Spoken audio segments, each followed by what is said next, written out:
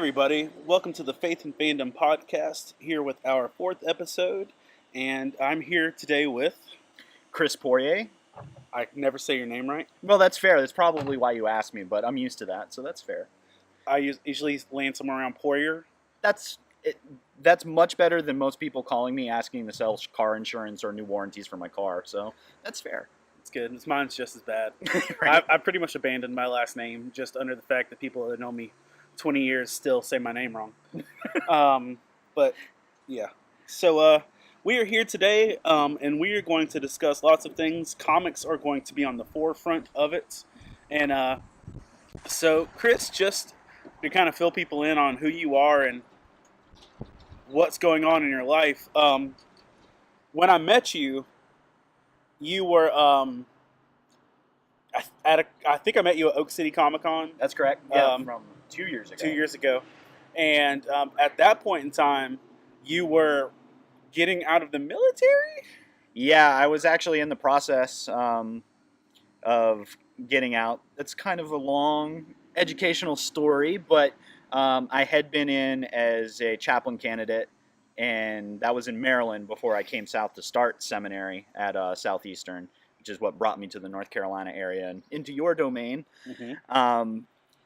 So there weren't any chaplain slots at the time, so I was like, well, I guess I need to make a transition, so I made that transition during that time. Loved my time in, loved being able to serve country and state because I was in the National Guard versus the reserves, and that's kind of their uniqueness is they get to serve the state as much as the country.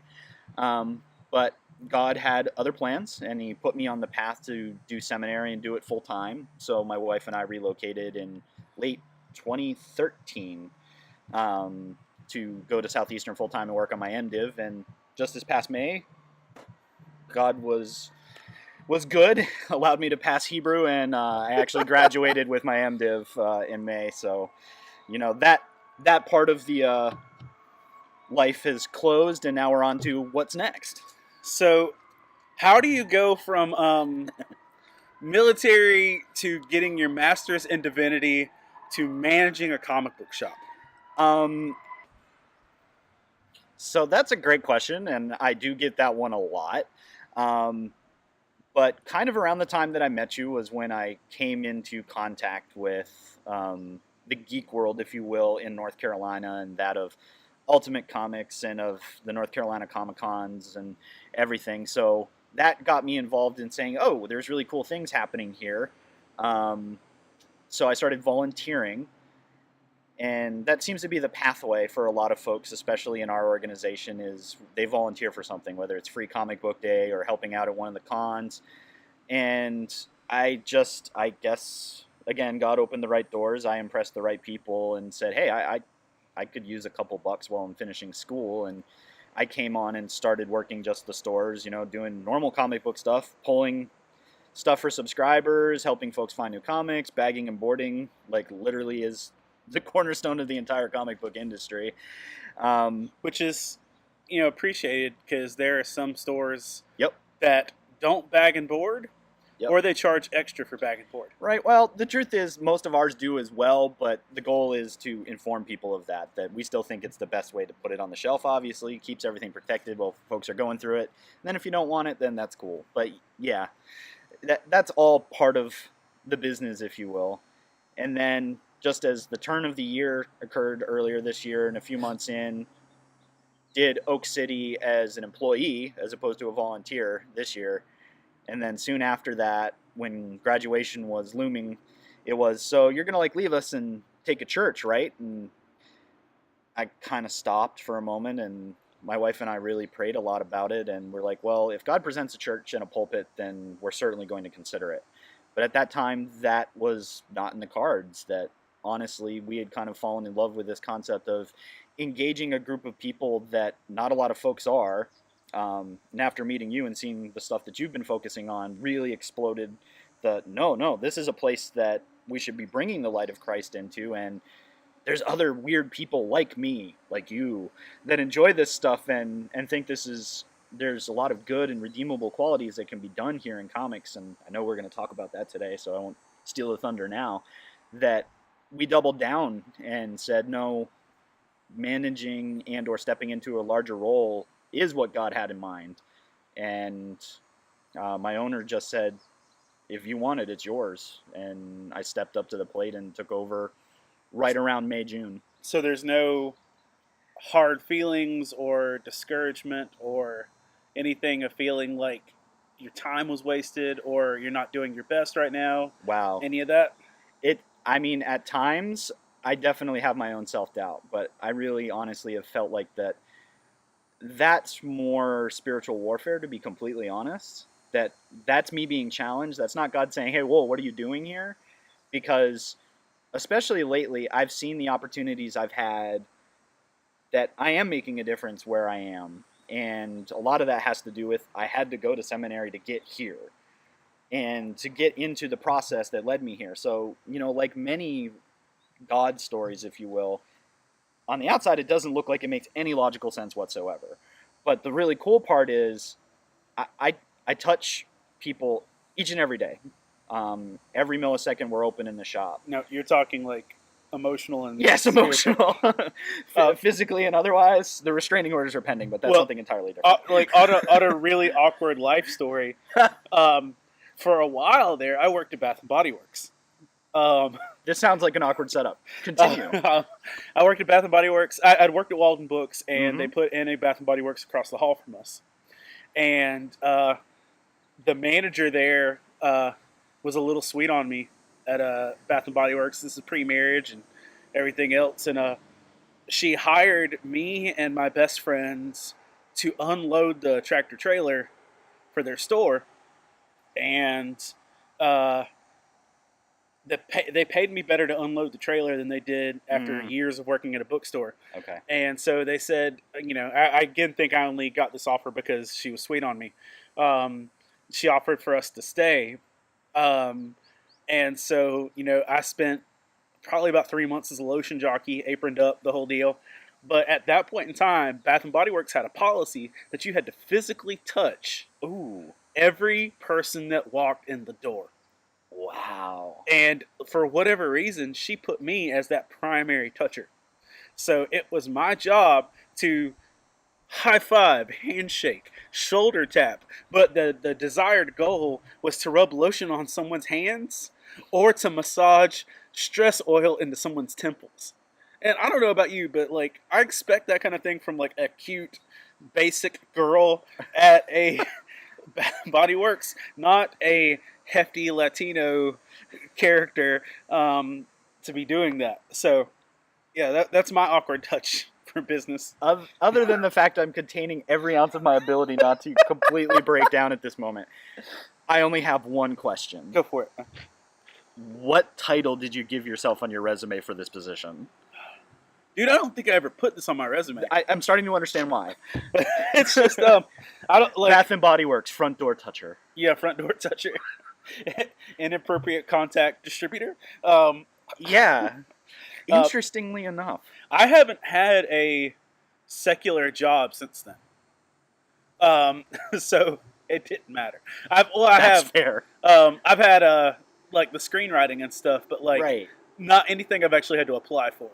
Right. So I haven't had a non-ministry resume in a decade or two. I can appreciate that. But outside of lotion and rubbing, you actually do touch people daily with what you're doing. Right, and a lot of it's really neat. The neighborhood that the shop that I'm at in has some families with needs, and they come through at times. Just looking for basic stuff. Can I break down boxes for a couple bucks or whatever? And that's hard for a lot of us as businesses, knowing that there's a lot of that need in that neighborhood and not really sure what to do about it. But where the cool intersection has occurred lately is the church organization that I'm part of in Raleigh, The Point, has 7 different locations. So I actually work in South Raleigh, which is like closer to Garner, but my shop is in Cary, which is only literally like a half a block from one of our other campuses. And that campus does have a care pantry. So we've come to the point where when folks come in, I can meet them and say, I don't have any work, but I can get you some food. And all you got to do is go up 1 block, take a right, and walk like 200 yards, and you're there. I'll let them know you're coming. And I've done that 3-4 times in the past week. Oh, that's awesome. And yeah, so it's the whole part of actually being in the world and functioning as part of the world. And so, yeah, my day job is I get to sell comics and talk about, the adventures of Mr. Miracle and all the craziness going on in the DC universe, or the new craziness that Marvel Generations is that we're now a few weeks in. But I'm also being able to help the people that I'm on top of and other people that I interact with. So those moments when I'm sitting there going, why am I not, a staff pastor somewhere? I I've always entered the ministry with the hope of actually helping people, and now that I'm seeing that start to come from just where I'm at, is such a blessing that I'm like, no, this is exactly where I'm supposed to be. And just on top of that, I even also get the "you do what now?" question every now and then from customers, because it's like, yeah, I manage here on the weekend, but yes, I am an assistant pastor on the weekend. So truly tent making and bivocational. That a lot of customers are like, "What's that like?" Or "Why are you really here?" Yeah. And Wink, wink, nudge, nudge. yeah, but it's been really fun because more and more as I get to know those folks in that community, the conversations have just become, "You're normal," and I'm like, "Well, that's offensive. Don't call me normal because I'm definitely not normal." Um, but go on. They're like, "Well, you're not weird like other Christians. We might go to your church." And I started getting used to hearing this sentence before I even went to seminary when people knew that was my goal. So I've kind of felt that every time I'm hearing that phrase, I feel like that's where God's poking me going, nope, you're still where you're supposed to be. That's like it when I'm doing panels at cons and stuff, and I see the people that show up at that say that they won't go to church. Yep. They won't go to somebody's church, but they will drive hours to come to a Faith and Fandom panel, and I'm just like, Right. I expected, one a recent show, I didn't expect to see regulars Yep. for panel times, but I had people that I see at the Myrtle Beach show Nice. drive, to further distances, and so that's been neat. So on the flip side, how is con life and geek life affecting your assistant pastor role? Oof. Well, the reality of that discussion is that because I am a manager of a shop and I've taken on even more con responsibilities this year than I have in the past, Sunday really is the only day that I'm doing a lot of my actual pastoral work, which has been difficult in kind of that balance that we just discussed about and that's where my wife and I are actually even more so approaching the, should I even still continue to maintain an assistant pastor role when I've almost overcome the ability to really put the hours into that role I should. Um, Especially seeing with the ministry options opening up more and more on the other side. So honestly, we're really trying to figure out, there's a lot of prayer going into that right now. It's like I said, we figured out this made sense, that God has us on a path, but now we're looking up in prayer, quite literally doing do you want us to go all in? So that's kind of the balance right now, is I basically maintain all of our assimilation process at the campus that I work at right now. So Sunday morning, we're about to go to 3 services this week, so I'm doing like the normal pastor thing. I'm getting to talk comics today, but half of my hair is on fire just planning for this weekend because we're taking that step to 3 services where we were at 2. And so, that comes with all the normal headaches of making sure you got all your right volunteers in the right places, that we're feeding them appropriately, and baking discipleship into our basic processes. So real church issues. So it's a valid question, and it's the thing that we're really spending a lot of time on right now, because it's becoming very clear I either need to find the perfect 50-50 or one's going to overtake the other, but we need to make sure that it has a ministry vein in it no matter what we do. So on average, because I know you're still new into the depths of the role, but about how many weekends are you on the road projected? Well, the good part about that is we don't travel a ton, or we focus primarily on con season, which really is kind of March when we kick off our own show, until about late September. I've really only been on the road once so far this year. Went out to Heroes in Charlotte. We probably are going to make an appearance in Baltimore, so that'll be late September. Greensboro is our next con, which will be the first time we're going to be in Greensboro. That's going to be early September. Greensboro needs a good con. And honestly, just to make the plug here while we're there, the social media buzz and everything that now we've announced the tickets are available and everything, and we're starting to get some artists lined up, that it's not a huge blowout in terms of artists, but we definitely focus on local creators, and we always have and we always will. That the response has been really good. That the Facebook group for that and the Facebook page and everything is just blowing up in terms of people being interested, telling their friends that a show is coming to that part of the triad. So it's good stuff. So we're excited to see what that first show looks like. Yeah, I've done one show in Greensboro, and I don't feel like they appropriately got Greensboro. And yeah, it was not my greatest experience. In fact, it's probably in the lower 1% of my con experiences. Well, we're really hoping this one's going to be a good pickup.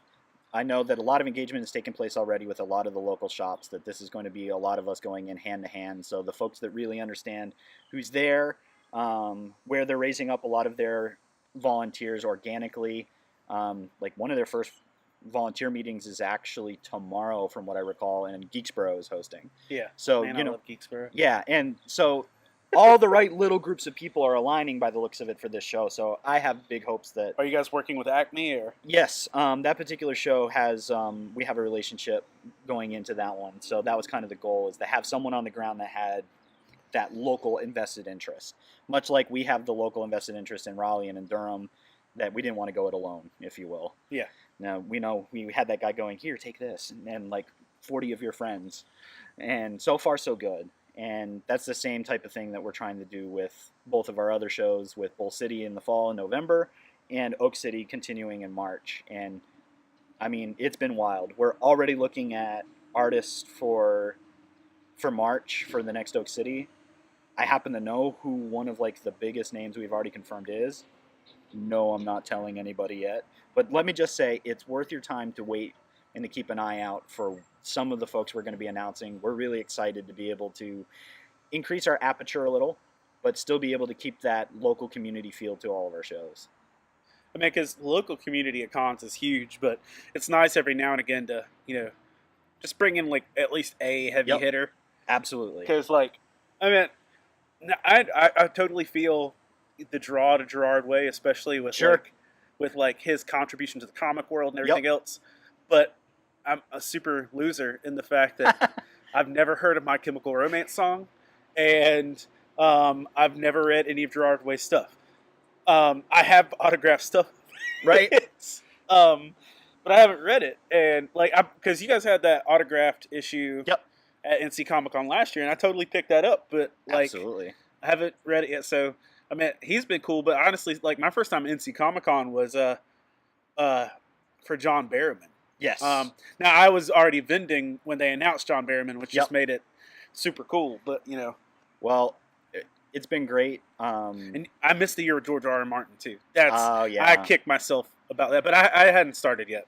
But what the fun part is, and Barrowman's a great example, is we've heard on the back end that he absolutely loved that show. And the thing that he loves about what we do is the community piece, that he feels like he doesn't have to like show up and do something crazy or do something mechanical, that he can actually engage how he wants to engage.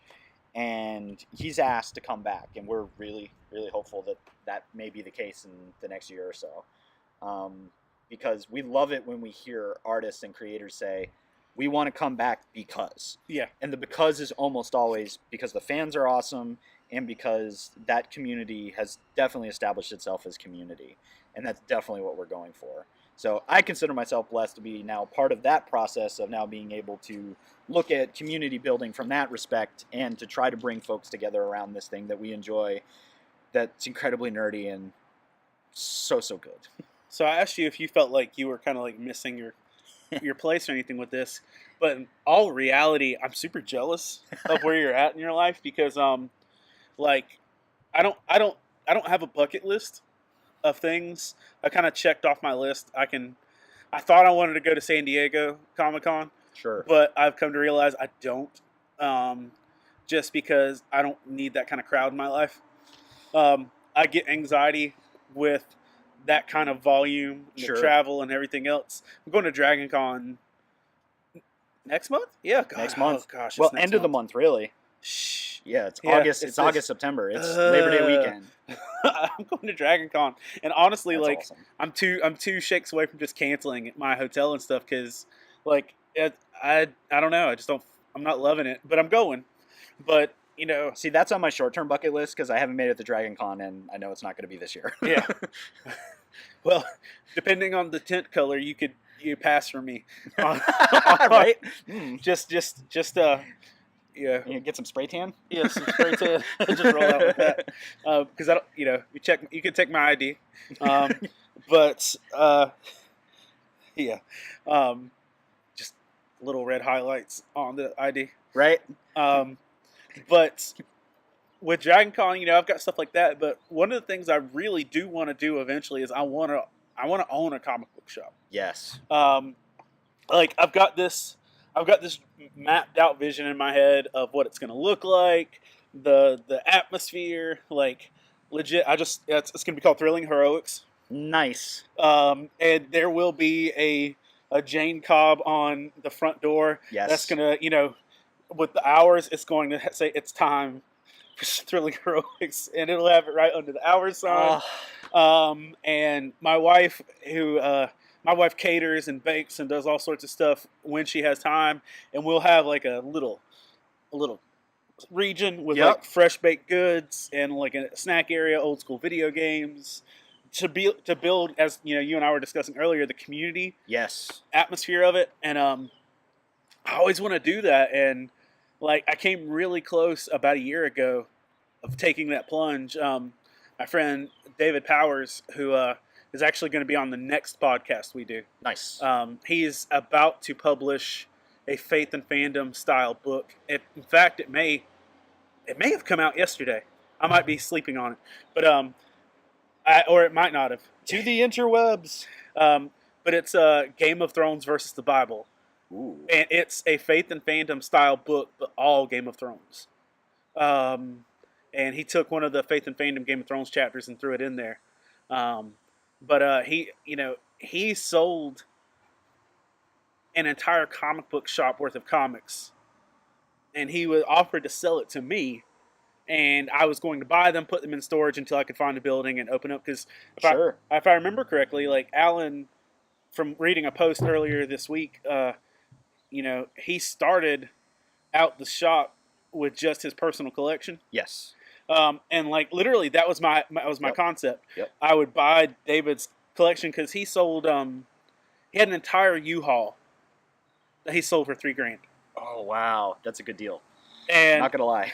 No, and that was he was going to sell some at XCon Comics or at the XCon convention a few years ago, and then whatever he had left, he was going to sell to me because he was moving to Chattanooga, and he set up a table at XCon, and before the show even opened, a dude walked up to the table and said, "I'll pay you $3,000 cash for all of it."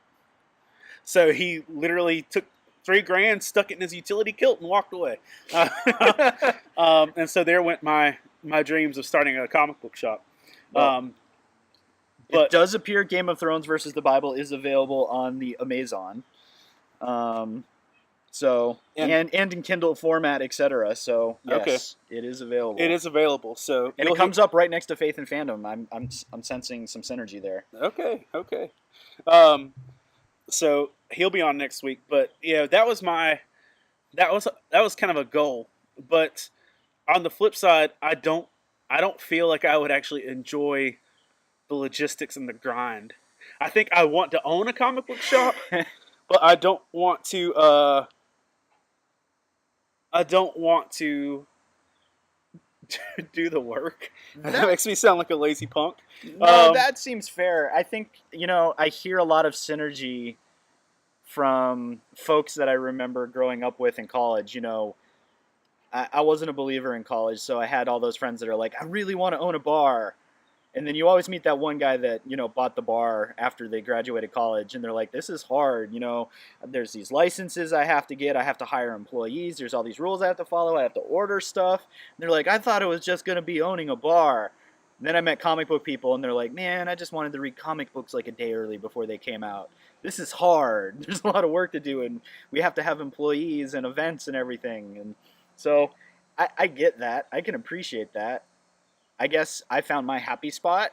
I kind of enjoy some of the logistics. It's a little lethargic because none of it's super hard. We constantly say this to a lot of folks is none of it's hard. It's attention to detail. I mean, all right, we'll do the interview right now. Can you alphabetize? Yes. Are you willing to occasionally clean things? Sweeping. Yeah. Glass occasionally. Do you like comics? Yes. Are you willing to do basic manual tasks like picking up long boxes and putting them down places? Yes, I am. You're qualified. Fantastic.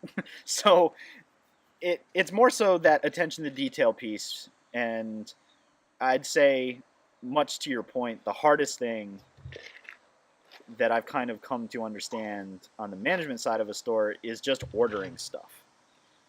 Because walk Yeah. through the order process for someone who doesn't know what's up. So it's interesting.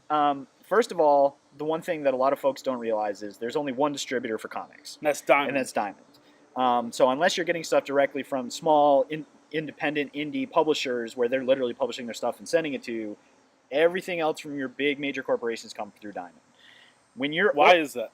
Well, there's a lot of pieces to that story, but basically over the years, Diamond, when he created his process, originally started with regionally based warehouses and everything to go, wow, it must be really annoying for comic book shop owners to have to negotiate with Marvel, then negotiate with DC, then negotiate with IDW, that we can get all of that out of the way, create streamlines for contracts and for discounts and all that different type of stuff, and then we're going to handle the logistics. And then his business just exploded out of that. And because no one was really building similar infrastructure at the time, there were no competitors. And just over time, he solidified it himself. When Amazon started getting big, they were like, hey, maybe we can get into it. They looked at it and went, nope, not worth the money, not worth our engagement. And, then they went the other way. They picked up Comixology and they went digital and just stayed out. So is Comixology Amazon? It's an Amazon company. Didn't realize that. Yeah, your Prime stuff is good for both, and you get deals being Prime if you're on Comixology, if you didn't know that. I've never messed with. I borrowed someone else's Comixology once, but anything I've bought digitally, I've just bought through Amazon. Yeah, and yeah, so now they're kind of interchangeable. Okay. Which is cool. But yeah, so ordering outside of that is an interesting thing because basically we're ordering 1 to 2 months in advance, not weeks, not days. We're having to look at stuff that's going to be available and say, yeah, I think this many people might like it. And what's even worse because of that, because a lot of comics come out, most comics come out monthly, by the time you're setting up your order for issue number 2 of a brand new line, number 1 hasn't even hit the shelf yet. Which means you have to basically guess if number 1's awesome, how many people are then going to pick up number 2? And then just by the nature of the business, there's a lot of folks that might pick up a number 1 and never pick up a number 2. So your number 1's usually going to be a higher order every single time. And then you're rolling the dice whether that's the one that everybody says is awesome next week and everybody wants number 2. And so it gets kind of wonky. And so I say that some of it is straight mathematics. You can look at things like, how is this artist or writer sold in the past?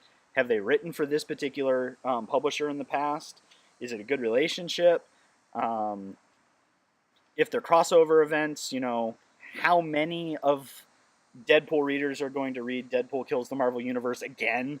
So some of that seems like straight numbers, but the other half of it, I swear, sometimes must just be dark magic because I can't figure out anything other than a dartboard really makes a lot of sense with some of it. So what happens if you over-order? So that's the thing, is in this particular industry, pulp is pulp, right? What you don't sell, its shelf life isn't much longer than a month. In fact, it's not much longer than a week, to be honest. So that's kind of part of the challenges, because a lot of the times is if you order big and that wasn't the book, you could be stuck sitting on however many extra copies you got that more likely than not you may never sell. That's the difficulty for a lot of comic book shops. It's why you see a lot of shops go in and out of existence, because the entry point to get involved in buying of comics for a shop is not a cheap thing to begin with. Like, what's the capital for that? Like, what do you got to have? Like, well, honestly, because I've had the same dreams, and I was gonna say it's really ironic / amazing how close we are, because mine was going to be the Brown Coat Trading and Emporium. Okay. So if you're sensing something related there, and that it would have food and other things, because that's how you build community. But we're church people, so we get that. That's... I keep telling it's a joke, but I keep telling my boss, I was like, I just spent 4 years in church planting, but honestly, I can apply every single thing to retail business. Oh, absolutely, you can. And it blows his mind every time I share the things that are in common. But yeah, so minimum ordering, from what I recall, like, I think it's $500, but the reality is that's not a lot of product. So you're closer to $3,000 to $5,000 to really have a decent cross section of stuff. That's per month? Per month.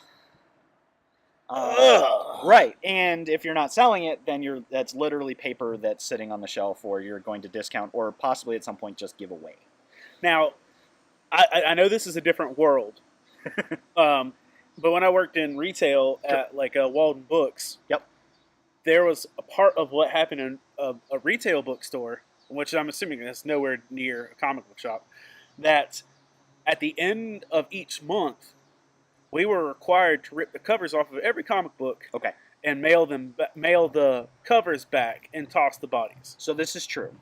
That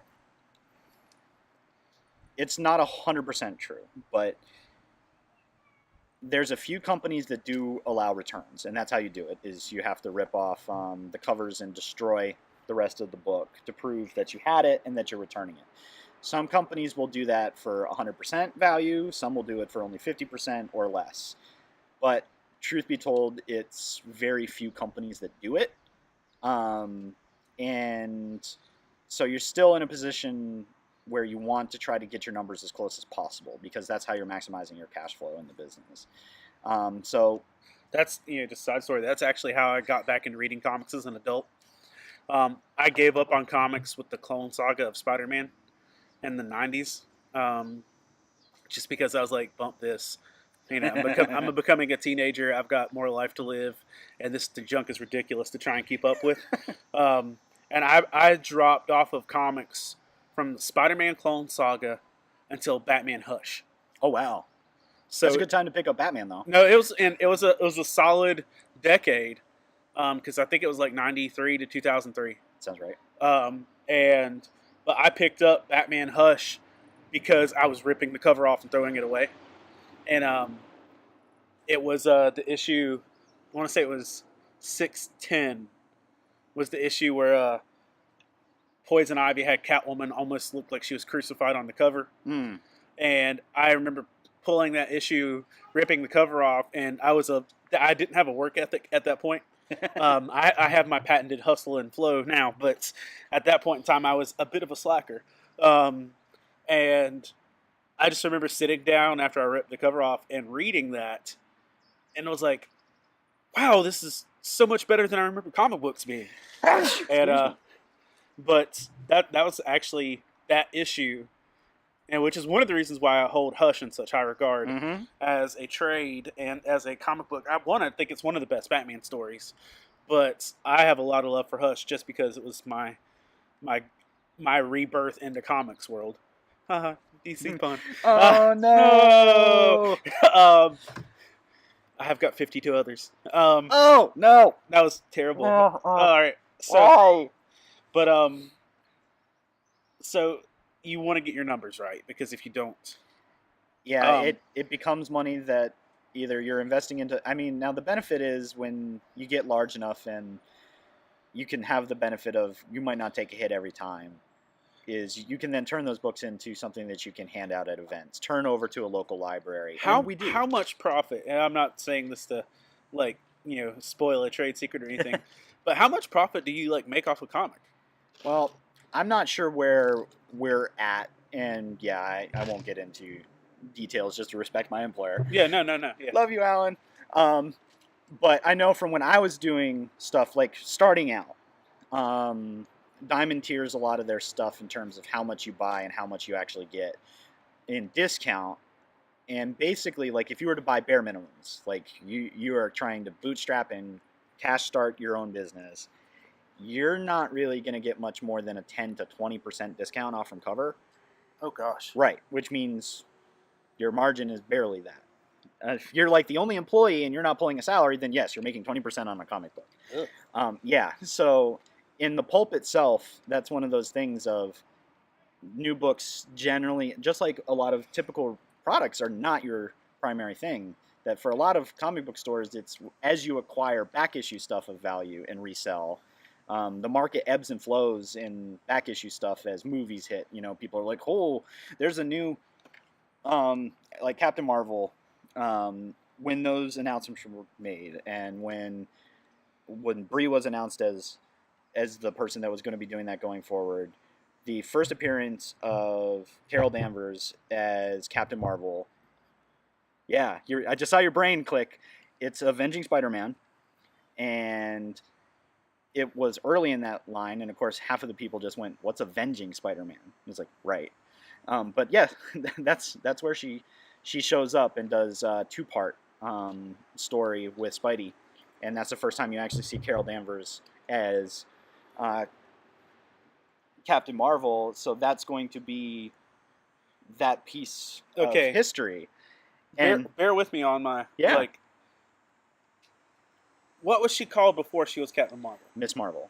Miss Marvel, and that's who Rogue got her powers from. OG Comics, right? Like the one that she held on too long, put her in a coma. That sounds right. I get mixed up with the early stuff because it's even more complicated than that, because Miss Marvel, Carol Danvers, got her power with the alien races interacting. So there was a Captain Marvel cross going there. Right. And that goes into, she becomes Miss Marvel, and then later becomes Captain Marvel post the original Captain Marvel's death. On her first mission, the inexperienced Rogue clashed with Miss Marvel, Carol Danvers, and permanently absorbed the hero's memories and powers, including super blah blah blah, and left her in a coma. Yep. So, like, Rogue, that's like, because I hear all this stuff about Carol Danvers, and people are like, who's she? I was like, the better part of my comic book life, she was just, you know, a vegetable, and she only existed to be cannon fodder for Rogue. And so now that she's actually come around and become a bigger deal. No, and we're gonna see a ton of that play out, more likely than not, in the Marvel Generation stuff that's coming out. Because Captain Marvel, as a result... I still can't. With Captain Marvel, it makes me twitch every time, because, like, every time you say Captain Marvel, I see Shazam. Like... Right. And that's fair. And the old school people should be seeing that. But... And a bunch of people just went, what? And it's like, yeah, we're talking like 60 plus years ago, people. And because, yes, Shazam, as DC more lovingly refers to as the original Captain Marvel. And, well, and that's just, I can't, because calling him Shazam doesn't even function now. That's just, like, asinine, because, like, that's his power word, and that's the wizard that gave it to him. So what's the freaking wizard's name? Gandalf? Well, he's just there, you know? Comics. It only takes a panel to move the story. I know. So, yeah, no, there's lots of neat stuff going on, that's for sure. All right, so speaking of stuff going on in comics, let me ask you this. What do you think the best book in comics is right now? Oh.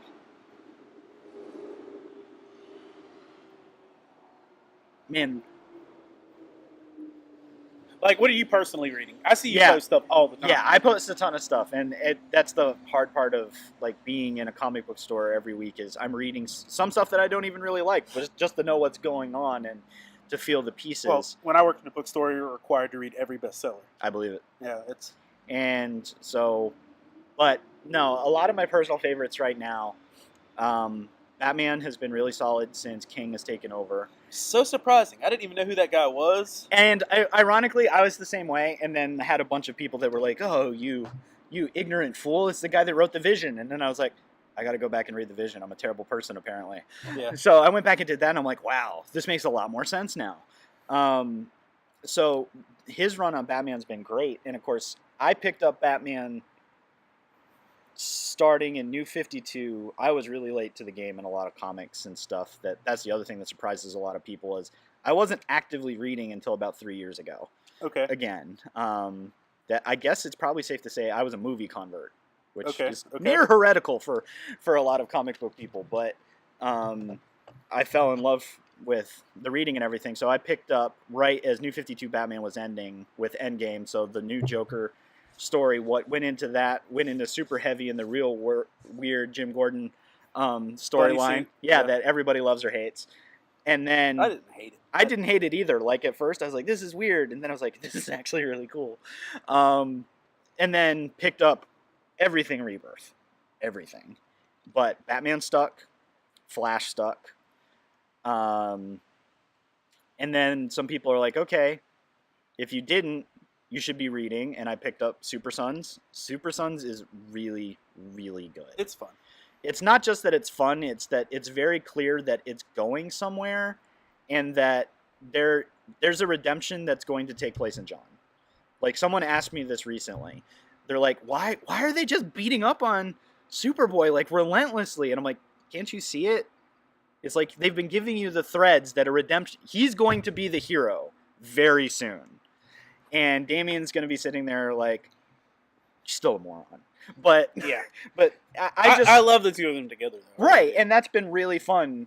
Because at first I'm like, no, this is kind of dumb. It feels like it's going to read below what I'm going to care about as an adult.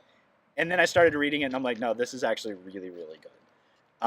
Red Hood and the Outlaws, same thing. I think you actually mentioned something recently about that. Woo. And totally have been loving it. Dude, just the inner, like, that's the thing. I've been a Jason Todd fan since Hush. Sure. Yep. Because that was his return. Even if you didn't realize it at the time. But I've been a Jason Todd fan, and I've literally read every Jason Todd thing in the last 14 years. Nice. Which, by the way, I want you, if you're a listener, or if Chris has magic answers, I am looking, I own it. It's in my comic book collection somewhere. And I've literally picked through my Red Hood stuff, and I can't figure it out. There's a Red Hood panel in a comic book. Use your magic, Chris. There's a Red Hood panel that's got Jason flipping through the air, talking about cannonballs. And this panel, it touched my freaking soul when I read it. But now, like, I'm years later, because it's been years. I want to say it was during the 52 countdown region of that time, somewhere in that bubble of time, maybe later, but it was a cannonball only has one responsibility: to land. It's like it's not responsible for who's firing it, what it's aimed at. A cannonball only has one responsibility, and it's to land. And dude, I love that. But Red Hood and Outlaws for this one, I really never clicked with Roy and Starfire. I felt like I was wasting my time and money with almost every issue of that. But the fact that with Artemis and Bizarro, they've got this Dark Trinity mirror effect of the losers of the DC Trinity, man, and just the way they love Bizarro and everything with that. Plus, no, I'm not going to spoil it, but just with the end of this most recent Red Hood issue had a big twist. And Red Hood and the Outlaws, man, has seriously become one of my favorite books. But what else are you? So to flip to the other side, there is no other side. There is. And it's funny because when everyone does that to me, I answer with what most people, I guess, don't expect. One of my favorite Marvel reads right now is actually Daredevil. Has been since they went back and started their arcs. Which time? The most recent, because that's all been on a single arc. And like right now, it's like very classic Marvel, very classic Daredevil comics that, yeah, sure, a bunch of people probably think it's boring as all get out, but the current arc is Daredevil is using his Matt Murdock personality as the returned assistant DA in New York to try to find a way to put costumed vigilantes on the stand without compelling their identity. Huh. So you're sitting here going, why do I care? A comic book, Daredevil comic book is supposed to be blind guy beating the living everything out of everybody around him. And the current story arc is literally a legal argument of, no, you don't have to compel the actual identity for the person to sit in a stand, in a trial, testify as Daredevil. He puts himself on the stand. And the argument being is it's an eyewitness, he's a confidential informant, but he's also facing his accusers, so you actually don't have to compel his actual identity. And the author actually is constructing a legal argument around it, and I've already forgotten what it's called, but like Latin words, it's why I didn't go to law school. And so the final of this arc is Matt Murdock goes to Washington to argue in front of the Supreme Court that mass vigilantes can retain their secret identity in the court of law. So it's like the anti-Civil War. It's really weird. And, right. And it's... Where was Matt Murdock during freaking Civil War? Because this could have done wonders. So it's kind of cool because his argument is these people are private citizens. And so instead of advocating for the vigilantism of beating people up, he's saying, but if Daredevil witnessed this, this, and this and can testify to it and doesn't have to hide as a vigilante, that person then goes to jail legally. Now, of course, the closed-door conversations at the DA's offices, and because Daredevil doesn't need a warrant to be wherever he is. And so he's technically witnessing things that others may not, but he's not a cop. Yeah. So I'm sitting here going, this is brilliant. This is like super classic comic book space of... There's like a really heavy meta story taking place up here, but he's still kicking people. Like there's straight up is a courtroom fight that occurs in the middle of this. That it's like, oh, that's why we like Daredevil, because he saves us. Okay. That actually sounds compelling. Right. I've been telling some people, and they're like, I haven't been reading Daredevil. I'm like, yeah, I know. I don't see a lot of people picking it up, but you're missing good Daredevil right now. I'm a horrible person. I haven't even read the Daredevil issues I own. Ooh. Like, I own one of the first... I own the second Frank Miller Daredevil. Ooh. Picked that up in a random thing. Haven't read it. I own... There's a series that I bought just because of the covers, which I know is super lame, but they looked good in my office. But it had the Ten Commandments. Yes. Honor, like... I forgot what it was called, but like one was like honor thy father, no other gods before me. But it was just like when I was, pastoring in Pembroke, that was on the wall of my office. Nice. So I should actually probably read them. Make that on my to-do list. But I guess I'll throw one book that isn't a big Marvel DC out there that I tell everybody to read, and that is Descender. Descender. Descender. Okay. Who's that with? Jeff Lemire, and he's great. That should be. It's an Image book, I believe. I should know that. I just said it's a really great book. Pretty sure it's fake news. It's fake. It's totally fake news. Yeah, it's an Image book, and Lemire's been everywhere lately. But Descender's probably one of my more favorites because it's a sci-fi type story that's going on in space, and it's about these robots that were created to be companions, basically like to grow up with a kid. Not to be a caregiver directly, but like they actually are like a companion as such. And there's basically a conversation about whether robots actually become sentient or, that they were programmed so well that they actually have actual emotions and connections. And the entire story is about a little boy gets separated from his, and the story kind of comes back around that this kid's been looking for the robot ever since the disaster that killed his family and he got away from, and supposedly this robot.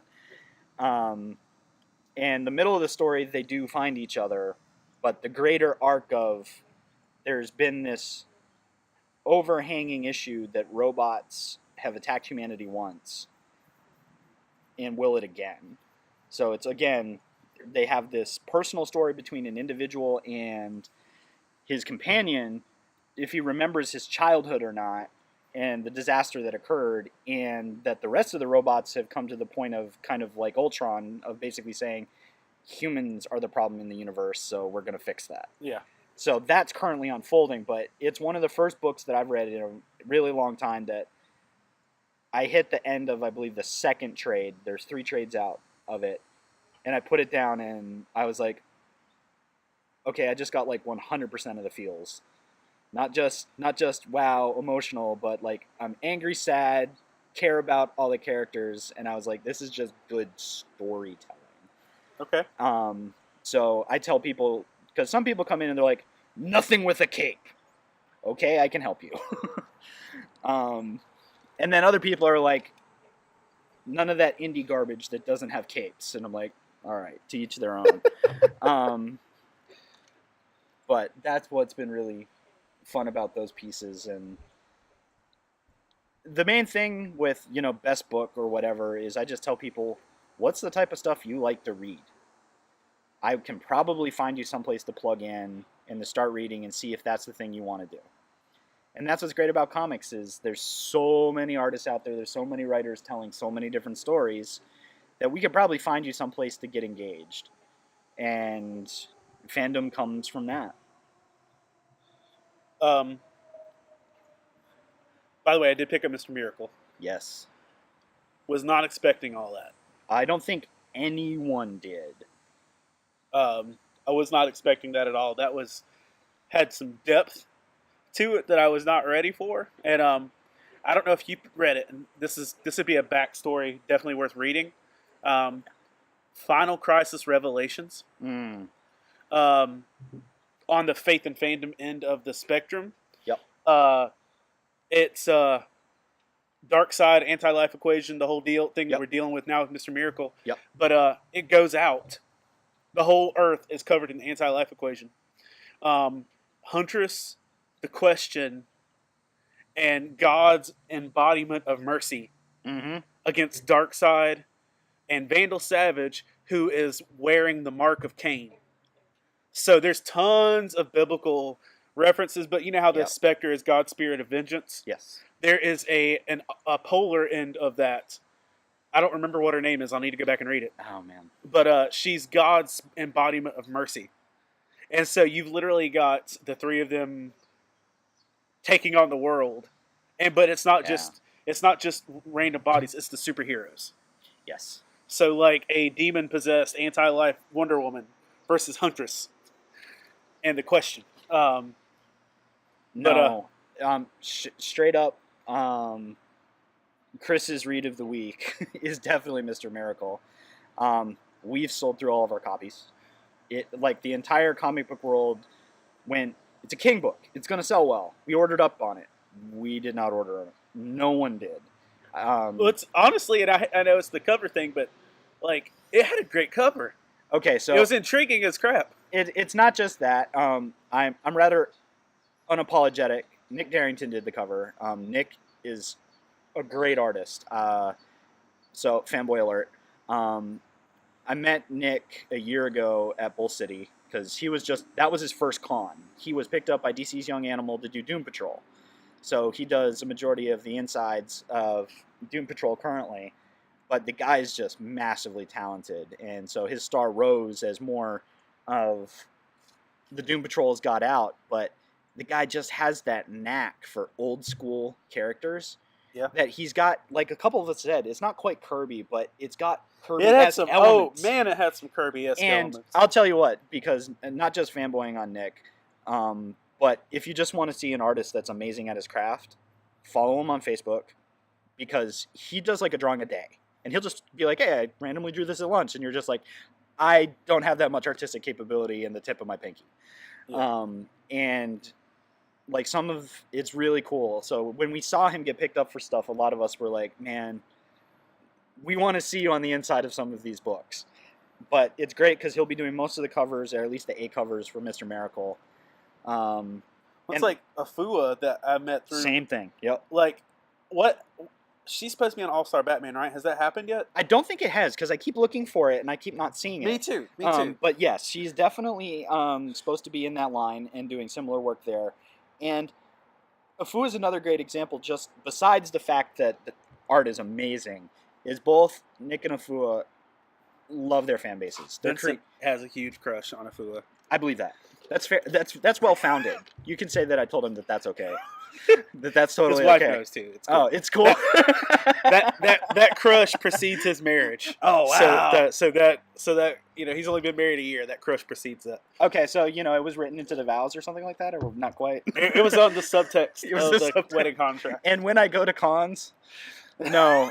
But what just talking about those two that I really love is those are artists that love their craft, and you see it come out in the art that they do. Yeah. And that tying some of the other things we talked about today, they also love community. That I see them definitely engaging with their fan base, and that they just love producing the stuff that they're producing. And I love seeing that right now because I feel like if you talk to some guys that did comics in the 90s-ish, early 2000s, that it became a production mill type thing. Yeah. That a lot of these guys were like, yeah, I did that. I got paid for it. Not very well, mind you. But that, and if you look at the art and the stories, a lot of stories, they weren't that compelling. No. And you're seeing the medium take that turn again. And artists like that, I mean, Nick's primarily doing covers right now other than Doom Patrol. That's where I recognize his stuff. Mm-hmm. Okay. Yeah, he did our Doom Patrol poster for Oaks for Bolt City last year. Really? Yeah. Nice. So it was nice to be able to have the guy that was drawing those characters do those pieces for us. Nice. Okay, I do remember that. Yep. No, he's cool dude. And yeah, no, it fit Mr. Miracle. And so well. Then King, if you haven't now I can repeat, go back and read the Vision. Yeah. Because you will, I think you'll get a glimpse of how the rest of this story is going to feel. Because King, like, his Batman run's been good, like we said earlier. The Vision and Mr. Miracle have a lot more emotional edge to what's going on. And King is really, really good at making you go, whoa. And I think pretty much everybody opened Mr. Miracle this week and went, whoa. Yeah, I know I did. All right. Last thing before we roll out of here. You and I mentioned this. I don't know if it was in the podcast or discussion because we talked for like 30 minutes before we started the podcast. It's true. With digital comics, and I'm not trying to poo in anyone's cornflakes here. Do you feel like there's a shelf life for comic shops? Man, I mean, I know it's a reality for all of us that are in the business that we have to consider what the future may or may not bring. We know there are digital readerships. I know for a fact that a handful of my customers do both. And we know from a production company perspective, they'll save a bunch of money if they go mostly digital. They don't have to produce anything. To confess my sins, no. Just this month, for the past month, I've bought all my stuff digitally. I know, because I don't have a local shop. Okay. I don't live within 30 miles of any shop, and my schedule is bananas. Yep. Now I passed by a shop on the way to get here, but when I passed by that shop, they hadn't heard of half the books that I wanted to order. Yep. Or that I wanted to pick up, and so it makes, or being Fayetteville's a larger town. Sure. I've got a lot more competition to actually get the books I want to read. Mm-hmm. So the stuff that they do know isn't stocked, and that's not a negative on them. There's a market. Yep. And it's hard, like you said. And it also has a lot to do with the ordering. Feeling out their market and so whether they can afford to as well. It's just reality. So with that, do you feel like there's a shelf life, or do you feel like there's going to be that constant surge? Because listen, if I have the choice of paper over digital, I'm gonna take paper. Me too. I'm not saying that just because I get paid that way, but yeah, I just haven't gotten the same experience from reading digitally. And it's easier to make memes with. That's that's true. Yeah, because you see me in my Instagrams like Sir Shaky Handy Cam with my hand half in the photo and I will read books on my Kindle, and then if it's good, I'll download it to my phone and start screenshotting and edit. No, that's fair. But I think what's going to potentially happen is that some shops may have a shelf life. And those are the shops that are kind of in the space that you've just explained, that they're living solely on the big two. They're ordering only on major titles. And I get it. A lot of stores, that's where you have to start. But in the reality of things, if that's your only cash flow, if that's the only reason people come in, and a lot of folks come in and they're not finding what they're looking for, some of those shops are going to have shelf lives. But what the rest of us are seeing and we're trying to do is we're trying to back into the community aspect of shops. That forever and always, it wasn't just the place that you went to get your comics. It's the place you went to get your comics because that's where your friends get their stuff. You know that the guys or gals behind the counter know a ton about what they're reading. And you don't go to just pick up your poll. You go in, and a lot of the times it's a hour conversation with people that come through, unless you're absolutely swamped. Yeah. That, our goal is to have that community to be able to talk about why was Mr. Miracle really awesome this week? Or, hey man, what did you think of the Wonder Woman movie? And, have the conversations that people either do on the internet anyway, but actually have that place that we go to be in community with one another. That was my video store when I was a kid. Yeah, absolutely. There was a local video store within walking distance of my house, and I lived, like, their names were Larry and Jennifer that ran the video store. Nice. And I tormented them because I was the annoying kid that asked a million questions. Sure. That asked about every cover in the store and stuff like that. So, what would you say needs to happen for shops to survive shelf life? Well, if you have like 3-4 tips, like what would you say, coming from as a fan, as a manager? I think it needs to be that your staff and your shop needs to exist for the reason for folks to want to come to you to get their comics. That it's not just that you have them, but that you're going to be able to have that conversation with them. That you actually it's not just a retail transaction, money crosses the counter, that's it. That you actually are invested in the people that come through the door. You want them to find stuff. When new folks come off the street and they say, what should I be reading? Some comic book shop owners are like, well, that's annoying. You're not a comic fan, so why am I going to invest? The rest of us are like, no, that's a new customer. Let's show them everything we've got. And what's refreshing to us is where I think we're helping in that space is a lot of people are now doing my kid is now just old enough to read. I love comics. Where can I plug them in?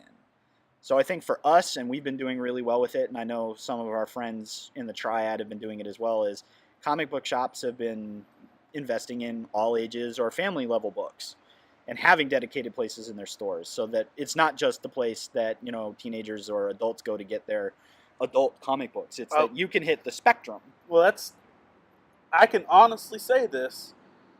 Out of all the money I've spent in physical comic book shops in the last 2 years, 90% of it has been on stuff for my kids. Mm-hmm. Because my daughters love My Little Pony and DC Superhero Girls, and they actually have hardback novels that supplement the DC Superhero Girl stories. DC Superhero Girls on paper is one of the best-selling comics of the last 365 days.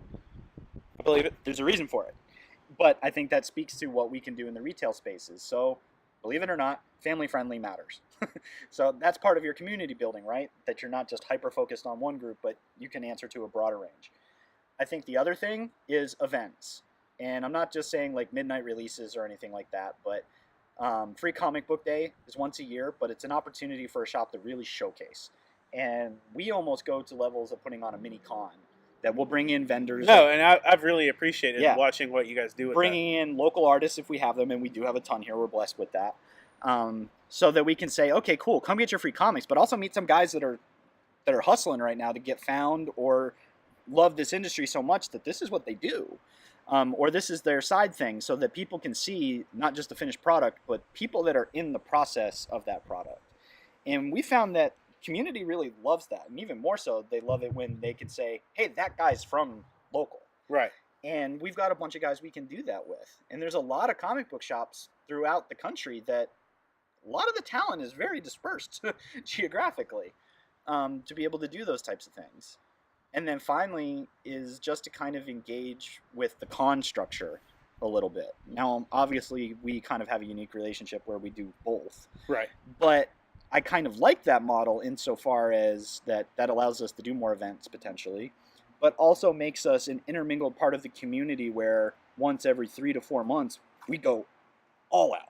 So thanks for joining with us. A police officer walked up right at the end of the podcast, and it made me super nervous, so I paused to address him, and then I forgot to unpause it as we finished the podcast. But that was close to the end. But I do want to let you know that I will be at Cape Fear Comic Con, followed by Fayetteville Comic Con, and as well as Library Con, and Union County Public Library SuperCon. And I'll also be roaming around Dragon Con as well if you want to check me out there. No booth, just hanging out and being overwhelmed. You can meet Chris at Greensboro Comic Con, NC Comic Con Bull City, and NC Comic Con Oak City, as well as his location of Ultimate Comics and at the South Raleigh location of the Point Church. Thank you for joining with us on the Faith and Fandom podcast. Make sure you share it and let us know what you think in the comments. Have a great day.